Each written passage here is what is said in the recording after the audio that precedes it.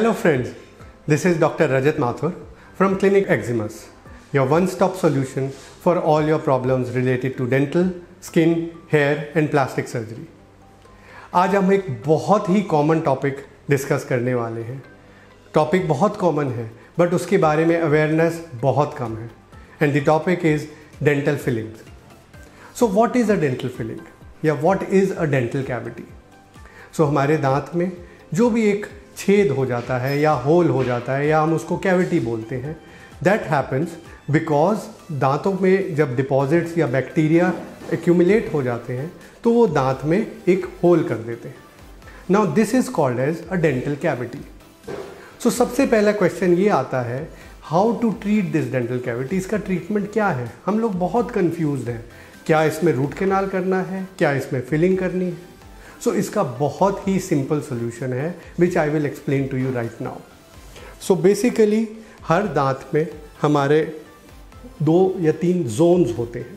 ये आप red zone जो देख रहे हैं दांत के बीच में, दिस इज़ द जोन जहाँ पे नर्व्स और ब्लड वेसल्स होते हैं.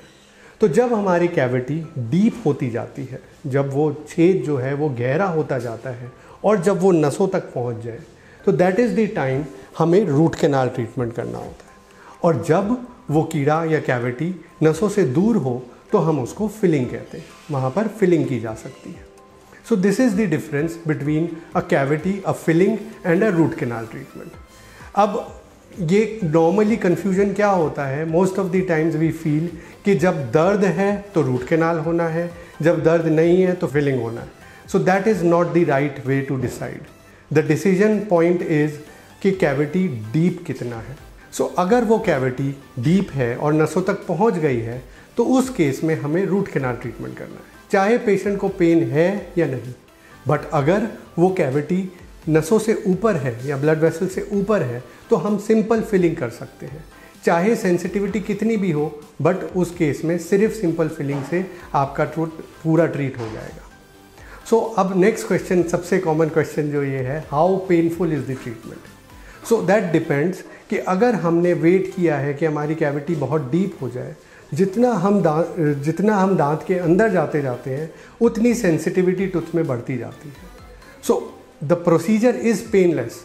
अगर कैविटी छोटी सी है तो हमें कोई सुन करने की ज़रूरत नहीं है, बिना इंजेक्शन के, बिना एनेस्थीसिया के ही हम लोग उसमें फिलिंग कर सकते हैं. But if that cavity has progress little deeper, अगर वो ज़्यादा गहरी हो गई है तो उस केस में हम सजेस्ट करते हैं कि बेटर कि हम एक इंजेक्शन दे दें, एक सुन कर दें उसको, and then you don't feel anything. It's a very simple procedure, single sitting procedure, और उसके बाद आप बिल्कुल नॉर्मल हो जाते हो, tooth becomes absolutely healthy. So now the next question is, कितने टाइप के फिलिंग्स होते हैं?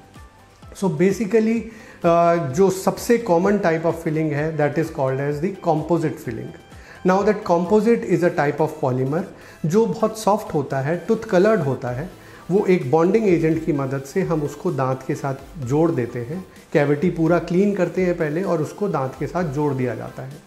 Once it is fix to the tooth, it is adapted to the tooth surface. उसके बाद हम एक ब्लू लाइट या हाई इंटेंसिटी लाइट के थ्रू उस मटेरियल को हार्ड करते हैं. नाउ दिस ब्लू लाइट और high intensity light is confused as laser. Remember, this is not laser. आपको कई लोग बोलते हैं कि लेज़र फिलिंग करा लें. Laser is a way to cut the tooth. Laser filling can not be cured by laser. So ये जो हाई इंटेंसिटी ब्लू लाइट के पास करते ही ये हमारा मटेरियल पूरा हार्ड हो जाता है and the filling is permanent. Now here I want to explain one more thing. ये जो वर्ड है permanent, it is very wrongly used. Permanent filling means long lasting. जो भी नेचुरल चीज़ है हमारी बॉडी में, that can be permanent. Anything artificial can never be permanent. So जितनी अच्छी फिलिंग होगी, जितना छोटी फिलिंग होगी, उतना ज़्यादा टाइम रुकेगी. It can be 5 years, 7 years और even 10 years, but nothing can be permanent. So this is one way of doing a permanent filling, composite filling, जो कि हम जिस सिटिंग में आप आए उसी सिटिंग में साथ के साथ हम कर देते हैं. हाफ एन आवर 45 मिनट का प्रोसीजर है and that's it, you are through. कई बार कैविटीज़ बहुत वाइड होती हैं, गहरी नहीं होती हैं बट वाइड होती हैं. उस केस में इतनी बड़ी फिलिंग उस टाइम पे कर पाना मुश्किल होता है. सो तब हम इनडायरेक्ट फिलिंग्स करते हैं। दैट मीन्स कि हम टूथ का नाप लेते हैं, वो लैब से सिरेमिक की फिलिंग बन के आती है और उसको हम नेक्स्ट सिटिंग में सीमेंट करते हैं। So these are the two types of filling, composite fillings and ceramic fillings. कई बार क्या होता है, बीच में हमें कुछ डिसीजन ने लेना है, समथिंग इज़ नॉट क्लियर, तो कुछ उन केसेस में हम टेम्परेरी फिलिंग भी कर सकते हैं, बट उसका life span 1 week to 2 weeks ही होता है। So now I come to the most important question. India में कॉस्टिंग के बिना कुछ भी पूरी तरीके से क्लियर नहीं होता है। So all these composite fillings depending on the size vary between 1500 to 2500 rupees, and a ceramic filling which is made in the lab costs somewhere between 8000 to 11000. Now one more thing which we must understand is कि इन fillings की life कितनी है, ठीक है। अगर हमारा cavity छोटी है और फिलिंग की लाइफ डिपेंड करती है कि चारों तरफ से कितना नेचुरल टूथ उसको सपोर्ट कर रहा है। अगर हमारा फिलिंग दांत के बीच के सरफेस में है तो चारों तरफ से फिलिंग को सपोर्ट मिलती है टूथ से, हेल्दी टूथ स्ट्रक्चर से। Then these fillings can last for 7 years 10 years very easily. But अगर वो फिलिंग उस सरफेस पे है, जैसे आगे के सरफेस पे है या दो दांतों के बीच में है, जहाँ पे सरफेस एरिया फिलिंग के लिए कम है, वहाँ पे फिलिंग की लाइफ ऑटोमेटिकली कम हो जाती है, मे बी 3 years 5 years। सो इसलिए परमानेंट तो नहीं है फिलिंग्स, बट इसको हम और लॉन्ग लास्टिंग बना सकते हैं।